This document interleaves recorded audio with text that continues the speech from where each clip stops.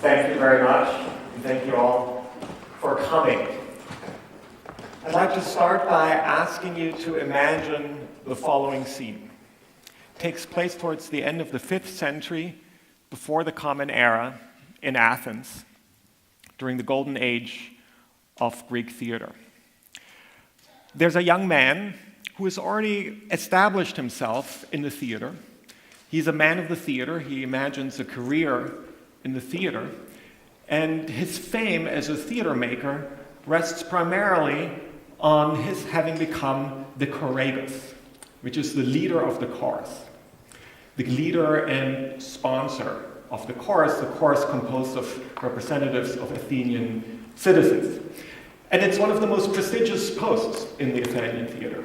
So he's already made his career, he's already very established, he's a man of the theater. But there's one more honor to be had in Athenian theater, one more prestigious post to have, and that is to win first prize as a dramatist. If you win first prize, you become a celebrity, you'll be celebrated for days on end, you'll become a well-known man, you will have achieved the highest honor. So our young, ambitious theater maker has written a tragedy, the most prestigious genre in the Athenian theater world. And he's about to submit this tragedy for the annual competition at the Dionysus Theater. So he makes his way up to the Dionysus Theater, which is above the city of Athens, just below the Acropolis. And as he's making his way up to submit his tragedy, he encounters a group of people who are engaged in an animated discussion. He stops and starts to listen and realizes that in the middle of this group is the notorious public speaker Socrates. He begins to listen to the ways in which Socrates dismantles the arguments of his opponents, how he questions their assumptions, the way in which he leads their arguments to absurd conclusions.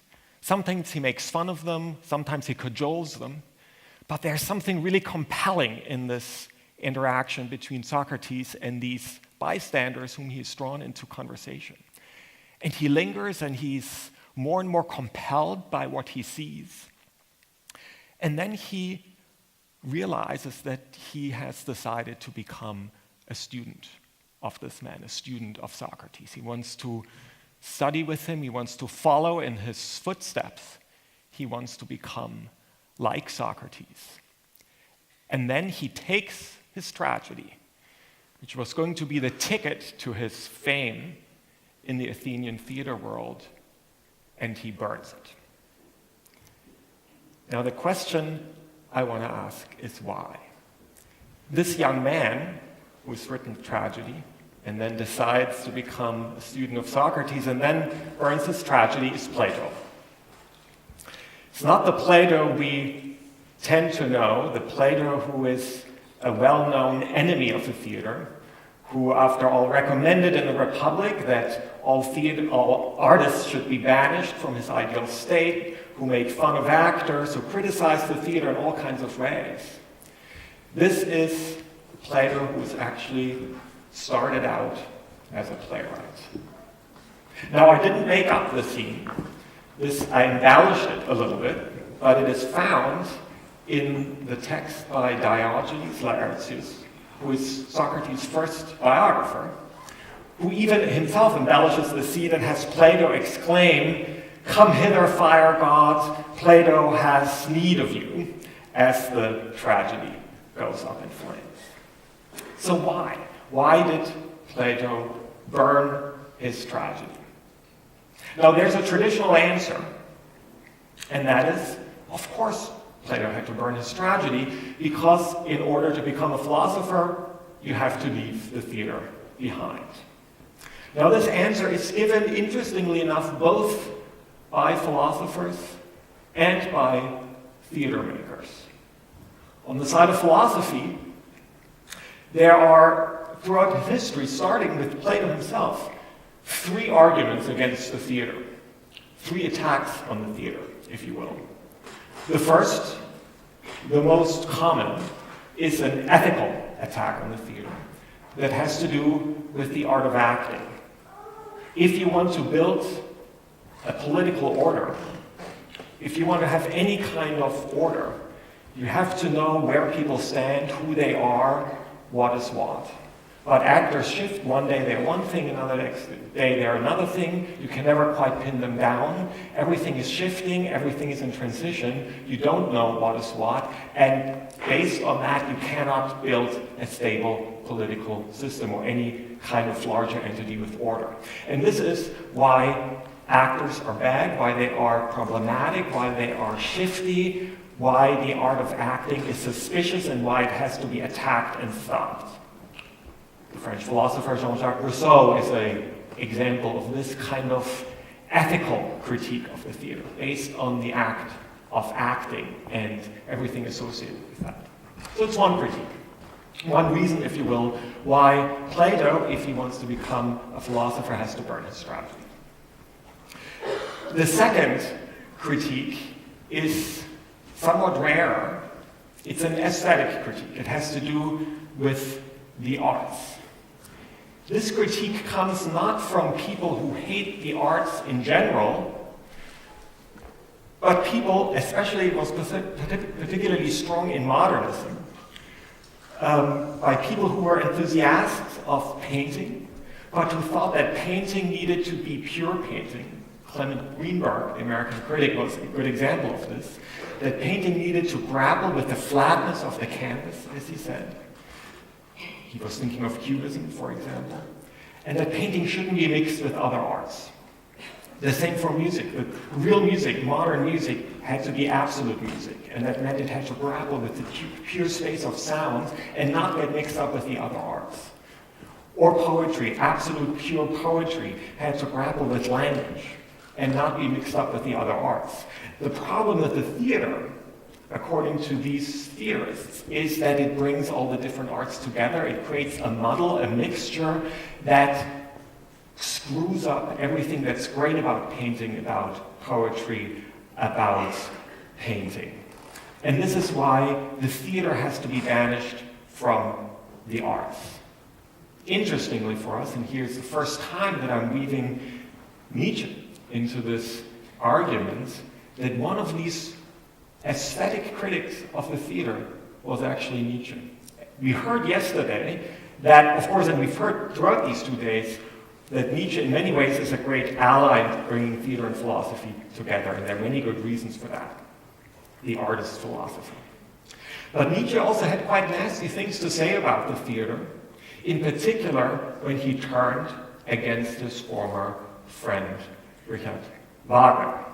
Now, he accused Wagner of many things, including that with Parsifal, Wagner was becoming Christian, and if there's anything that's really terrible in Nietzsche's idea, it's if you become a Christian. So he accused Nietzsche of that. But he also in particular accused Wagner of being a man of the theater. When he criticized Wagner, he said that Wagner was trying to theatricalize music and the other arts. And the worst thing he could imagine saying about Wagner, whom at this point he hated, was that Wagner was giving rise to what Nietzsche called a theatrocracy. It's a Greek coinage that means the rule of the theater over the arts. Precisely because the theater was mixing all the arts together. And that terrible thing that Wagner did with his total work of art, with his ambition to bring all the different artworks together, that he was creating a kind of theatrical muddle that in Nietzsche's view at that point needed to be avoided. It's interesting and challenging for us that in order to articulate his attack on Wagner, Nietzsche chose this language of the theater, and at this point at least became very critical of the theater.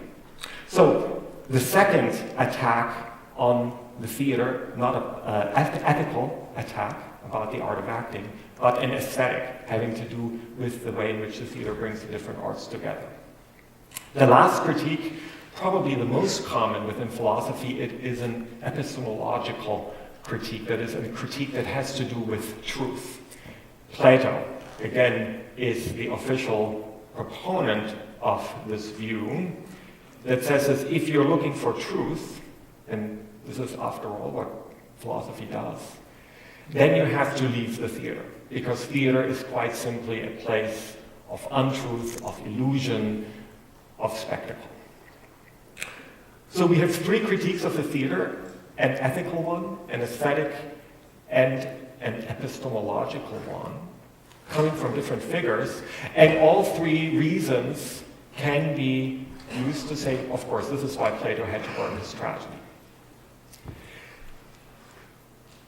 The reasons don't just come from the side of philosophy, they also come from the side of theater. We've heard a lot in these last few days about how philosophy has to change in order to be brought on stage. Very good reasons. But I think the theater has to change too, because often, at least, the first thing you learn in theater school is that theater is an art of the body, not of ideas. That you have to engage in physical action and physical interaction and passions driven by the interactions of bodies, not of ideas.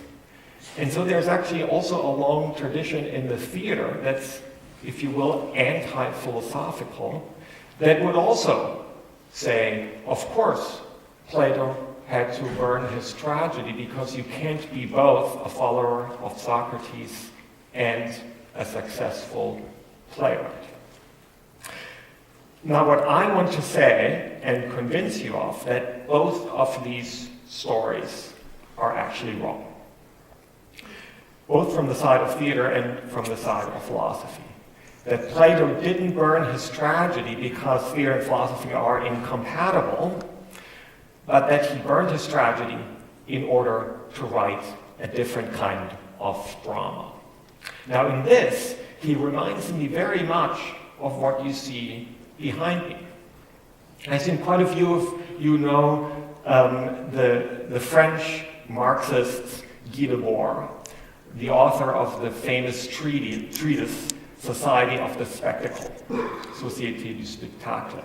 There's a hard-hitting attack on the culture of the image and the spectacle. And Guy Debord was primarily thinking of advertisement, but also film, all kinds of images that were flooding society, television, what have you. So, a real attack on the spectacle. What's a little less known is that Guy Debord created a film version of this text, a film version of this attack on the theater, which is what you see behind me. A collage of the spectacle, of advertising and all kinds of images, overlaid by his own attack on the spectacle. So, a film against film, just the way I want to say that Plato continued to write dramatically against what he considered the standard theater system of his day. In many ways, Plato is often seen as an enemy of the theater. And as I said, for good reasons, Plato said some quite nasty things about the theater, including that it is a place of untruth, including skepticism about actors. But I want to say that he did that not to simply close down the theaters, but to write theater against theater, to use theater against itself, to create a self-critical theater, what one might call a theater of ideas. And I think the whole purpose and agenda of this festival and of philosophy on stage might be described in those terms. One way to think about this is that Plato continued to write in a dramatic form, namely in the form of the philosophical dialogue. That is, he not only had different characters debate points with each other, as every dialogue does, he went much further than that. He imagined in great detail the scenes in which these dialogues take place. Some in the marketplace of Athens, some in the house during a dinner party, some at the gymnasium, some outside of the city. And these settings play an important role in the staging of these ideas and debates that follow. So settings. He invented and used characters, of course primarily his teacher Socrates, but invented other characters, their interactions. The interactions are often philosophical, argumentative, but they're also emotional. People blush, people get excited, get upset, threaten to leave, get cajoled back into the philosophical discussions. So fully fleshed out, though sometimes very economically sketched characters. These dialogues have plots very different from Greek tragedies and comedies. They often hit an impasse and circle back. They return to the same questions. They keep meandering. Sometimes they end abruptly. So they're very different kinds of plays, but they're nevertheless plays. And what interests me in particular is that they were actually performed in a certain way, not in the great open-air theater arena of Athens, which held 15,000 to 17,000 audience members, but in small private settings. He often had one person, sometimes a slave, read the different parts of these dialogues. So they were what we would call maybe a staged reading or a chamber setting, which we know quite well. It's been established, didn't really exist in Athens. So, in other words, he created a kind of counter theater, a smaller, different kind of theater from the official theater. Now, as I've indicated, Plato is often seen as a kind of enemy of the theater, and one proponent of that is, to some extent, Friedrich Nietzsche himself.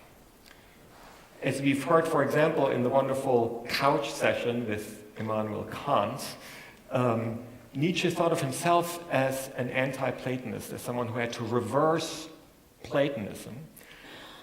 And by that he meant was that Plato was hostile to the body, hostile to the theater. So Nietzsche made an argument, a philosophy of the body, of health, of nerves, of passions, of instincts, of the body. I think this is one reason why we feel now we can use him in the attempt to create a combination of theater and philosophy. But he went further than that. He also latched onto the figure of Socrates. Especially in his early texts, The Birth of Tragedy, Nietzsche painted a wonderful, idyllic picture of the origin of tragedy. Greek tragedy as an authentic, communal, maybe like the dance earlier, an authentic, communal, experiential event infused with music and dance. This is his ideal of tragedy: communal, authentic, experiential, full of passion. But as all good things, this ideal Greek theater doesn't last. It gets ruined. And one can describe Nietzsche's text itself as a kind of melodrama. Here's this innocent but authentic, wonderful Greek tragedy, and it gets ruined by a villain. And this villain is Socrates. Socrates ruins Greek tragedy because he introduces into Athens and into the theater a kind of skeptical, intellectual, critical edge. He questions the theater and thereby ruins Greek tragedy. This is essentially Nietzsche's argument in The Birth of Tragedy. But there's a problem for Nietzsche, and that is that Nietzsche, isn't doing communal, authentic, experiential, music-based Greek tragedy either. Nietzsche, as a philosopher, even though an unusual kind of philosopher, is in fact following the footsteps of Socrates and Plato and the philosophical tradition. He might be critical of the position, but he's still a philosopher, maybe an artist philosopher, but a philosopher. So how should he relate to this idyllic Greek, authentic, communal tragedy if he, as a philosopher, can't do anything about it, is completely removed from it, helpless, if you will? He starts to look back at his own melodrama of the villain Socrates ruining innocent tragedy, and he starts to imagine a different kind of Socrates. Different kind of Socrates who he calls a music-making Socrates, musiktreibender Socrates. And this becomes the figure with whom he strangely identifies. He, Nietzsche, is sort of like a music-making Socrates. Where does he find this music-making Socrates? He finds him in the beginning of one of Plato's dialogues, the Phaedon, which is one of the dialogues that revolve around the death of Socrates. The beginning of the dialogue, Socrates reports to his friends that he had a dream and that he's been instructed by this dream to start making music. He uses the Greek word musikae, which is in fact much more general than just what we call making music. It really means something much closer to art making. So here at the end of his life, Socrates starts to make art. And this is something Nietzsche singles out and starts to identify with. He knows he can't do this communal lost art of tragedy, which probably can never be retrieved anyway. But the music-making Socrates, this is something that he feels much more capable of doing and emulating. So this music-making Socrates, as captured in Plato's Phaedo, is really the way to start thinking about a different kind of Plato and a different kind of Socrates, not as enemies of art and theater, but as strange kind of creatures of the theater, albeit kind of a self-critical kind of theater. Now it's interesting that this music-making Socrates emerges in the Phaedo, because the Phaedo is also one of those dialogues of Plato that are closest to Greek tragedy. I think of it as the follow-up tragedy to the one Plato burned as a young man before he decided to become a philosopher. It takes place in prison. Socrates has been condemned to death, and a few of his friends have gathered in prison. And because they're devoted friends and followers, they don't want their teacher to die. They have bribed the guards and have hatched an escape plot. So Socrates can flee Athens and live in exile. They're very excited about this plot. They've pooled all their money, they've organized everything, but Socrates refuses to flee. He convinces them that it would be wrong for him to flee, one of these philosophical debates. And so they are all stuck in prison, and his friends know that they are now spending the last hour or two with Socrates. They know that their teacher, their beloved teacher, will die. And so they do what they always do. They start to engage in one of these philosophical debates, in this case about dying. And Socrates tries to convince them that, in fact, death is the best thing that could possibly happen to him. Why? And here comes one of these great set pieces of Platonist anti-body philosophy, because philosophy means looking for truth. Philosophy means leaving the theaters. Philosophy means leaving the body behind. The body is the shackles from which the soul of the philosopher has to be liberated. So especially for Socrates, the philosopher, dying is great. It will be the apotheosis of him as a philosopher. It's a good argument. Socrates comes up with many, many arguments for this position. But his students, they're sitting around, they're listening to these arguments, they're trying to go along with them, but they can't bring themselves to really believe it because they are already grieving the impending death of their teacher. They start to cry. Socrates gets angry because if they cry, they mean they don't believe in his arguments, that he hasn't convinced them. And here they are at an impasse. And the prison guard comes and brings the poison, and Socrates is still talking to his students, and he drinks it, and he continues to talk, and then his limbs get paralyzed, and he has to sit down, but he still talks, and he has to lie down because he can't move his arms anymore either. He still talks, but then suddenly he falls silent, and his students know that he's dead.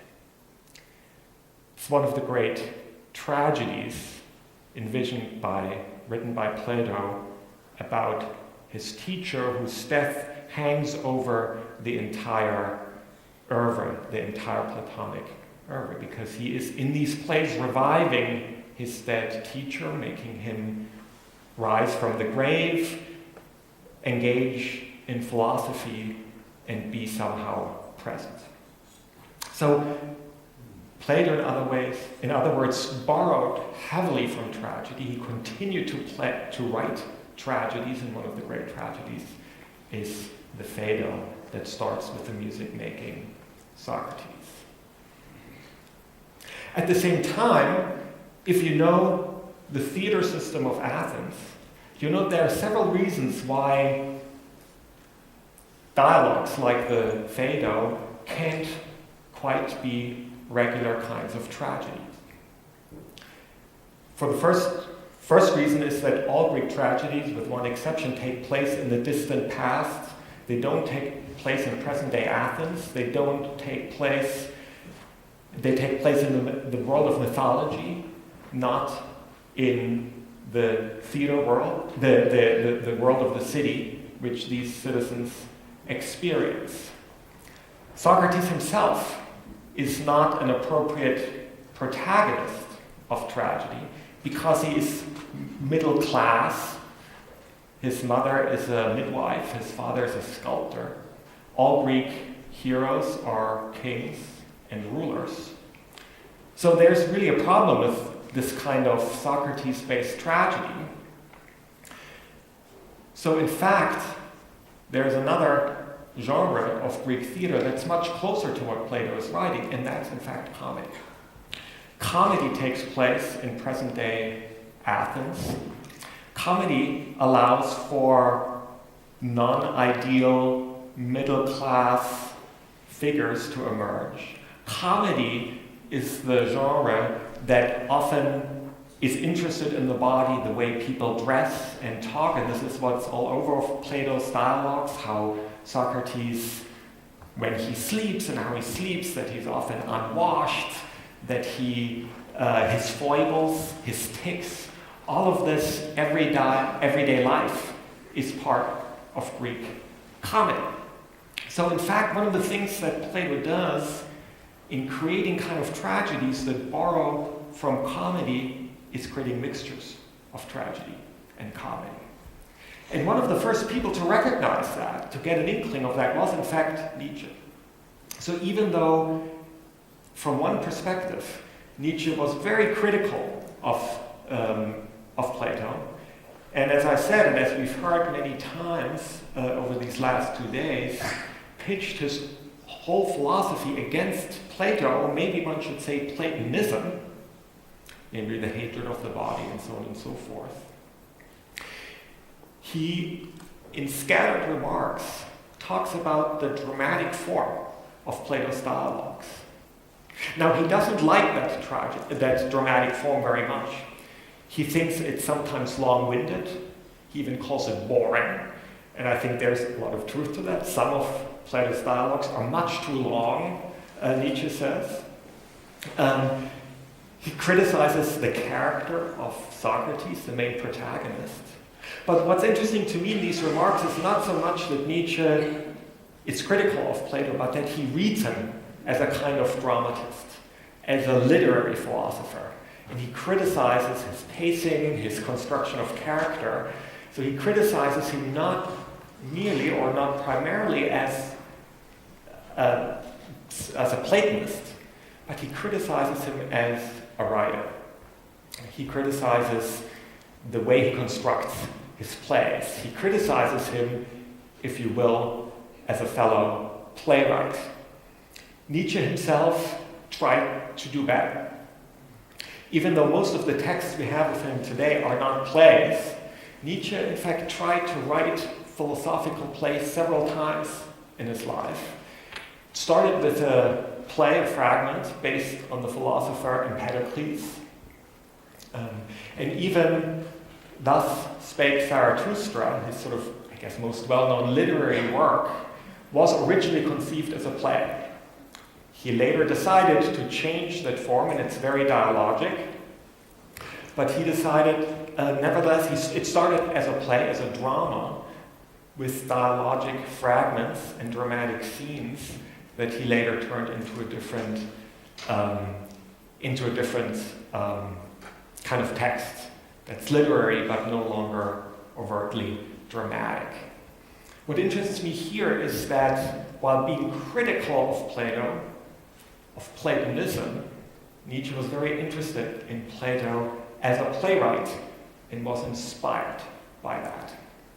So there's a different kind of Plato here I want to present, a Plato who burned his tragedy not because you can't be both a playwright and a philosopher, but who burned his tragedy because he realized that a traditional Greek tragedy was not the right form for him to choose, who developed painstakingly a different style of dramatic writing, which one could call the drama of ideas, a drama of ideas, what Plato himself calls philosophy. And Plato was one of the first people to give this term, relatively new term, philosophy, a specific meaning. So at the origin of philosophy, if you will, we have here a kind of strange use of drama that turns drama against the theater system of Athens, but not as an enemy of the theater, but as a kind of critic, if you will. He's trying to dislodge theater, to change every component of the theater. He's critical of many of the spectacular aspects of the theater, just as Guy Debord is critical of the spectacular aspects of film, but that doesn't mean that he didn't use film, just as it means that Plato didn't use the theater. Now, I think we're at an interesting moment here in our own thinking about philosophy on stage. A lot of people who try to think about bringing theater and philosophy closer together feel quite correctly, in many ways, that Nietzsche is a great ally in this endeavor, because he overturned Platonism, because he developed a philosophy of the body and of affects, and we in the theater, we are very comfortable with that. We are very comfortable with bodies, and we are comfortable with affects. I want to add a kind of critical note to that.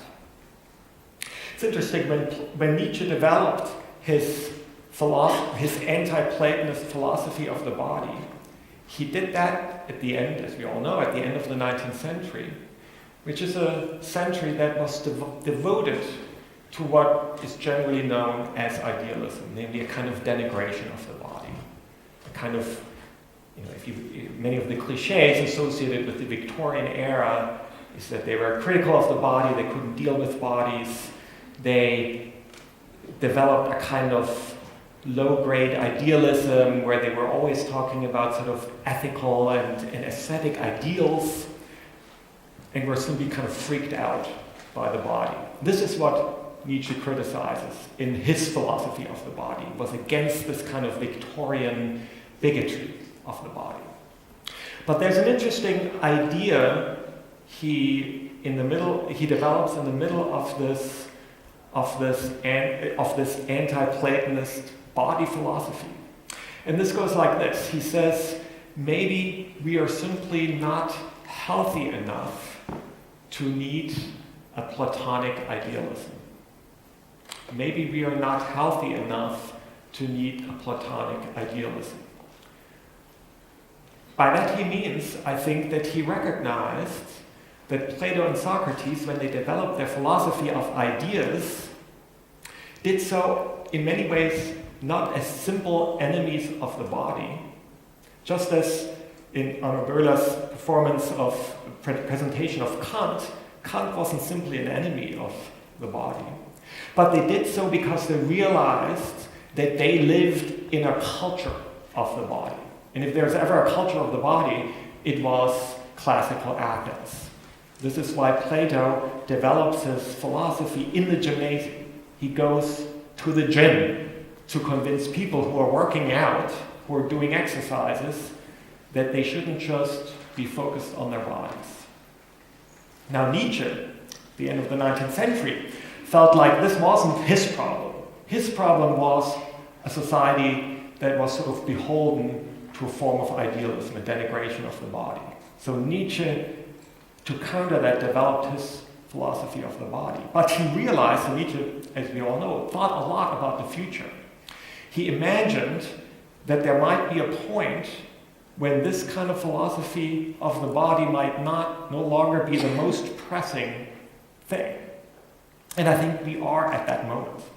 Because since Nietzsche, we've had about 100 years of body culture, of the gymnasium, of different, and this has taken many different forms. We don't live in a society dominated by idealism. I would say we live in a society dominated by a kind of body philosophy. And I think Nietzsche anticipated that, and this is what he means, that maybe we are, so he uses the word health, which is an odd way in which he talks about the body. But basically what Nietzsche, the way I would translate this sentence, maybe we moderns aren't healthy enough to need Platonic idealism, by that he means that there might be a time when we have returned to a kind of Greek obsession with bodies and with health, and that's when we will need a Platonic idealism. And I think that we may be at this point.